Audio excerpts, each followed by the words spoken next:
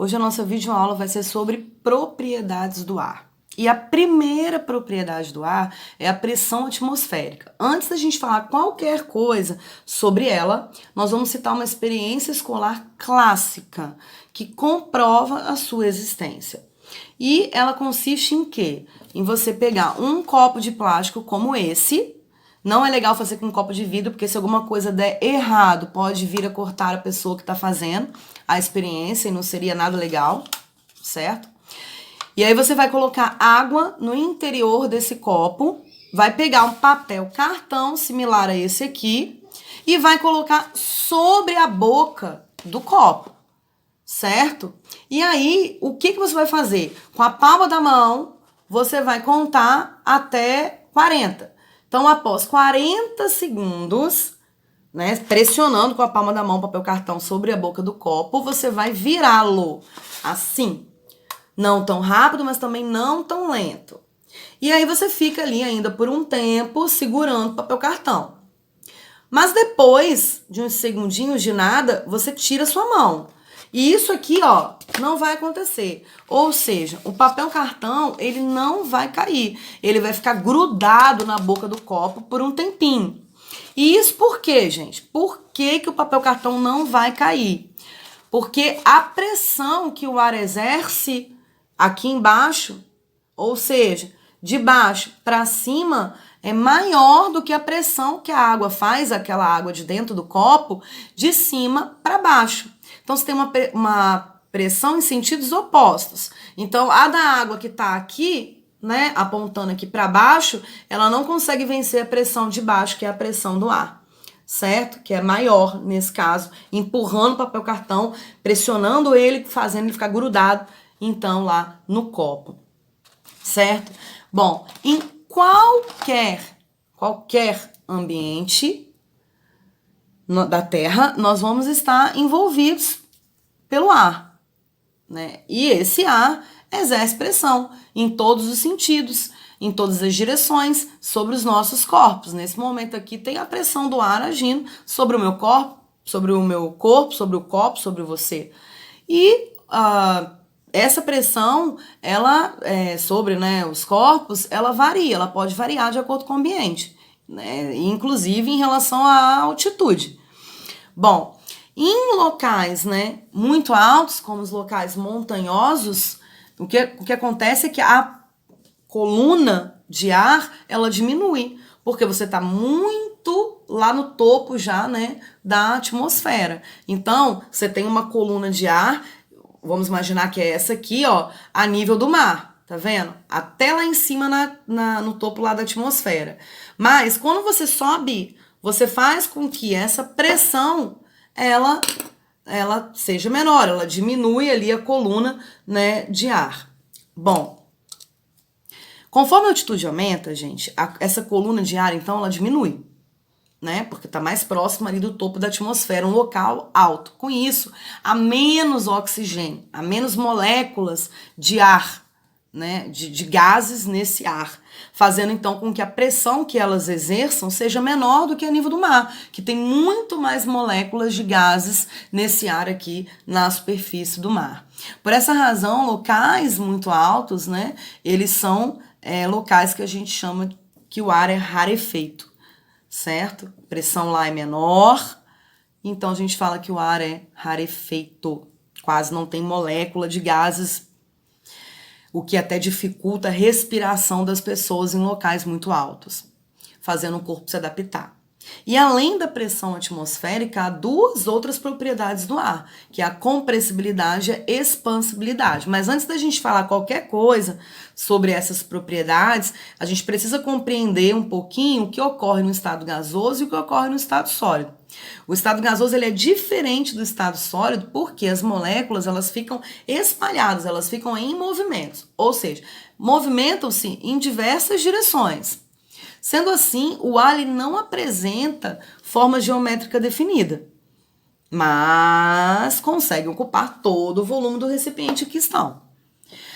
No estado sólido, as moléculas elas estão agarradas, elas estão unidas fortemente umas nas outras, bem agregadas. E elas assumem, inclusive, a forma geométrica do recipiente em que elas estão.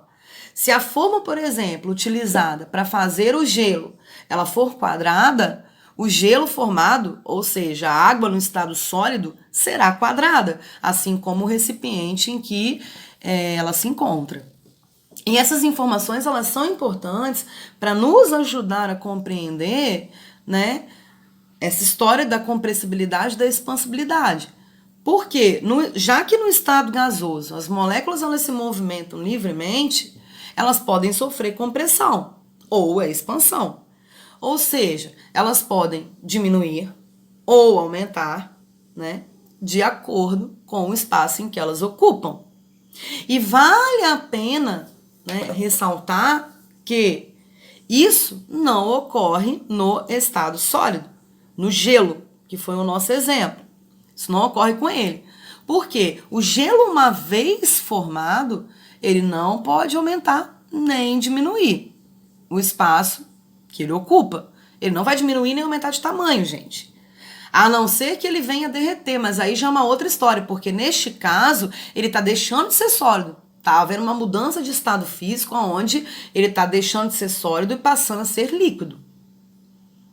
Ok? Bom, resumindo toda essa história, a compressibilidade permite aos gases, né, as moléculas desses gases, a sofrer compressão, ou seja, diminuição do espaço ocupado.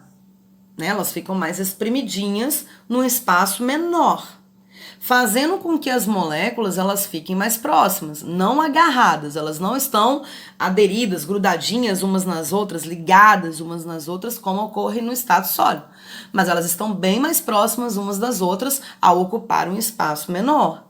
Né? Então, como as moléculas elas ficam mais próximas, isso aumenta a pressão na parede da superfície em que esse ar se encontra. Por estarem mais unidas, elas vão exercer maior força, ou seja, maior pressão.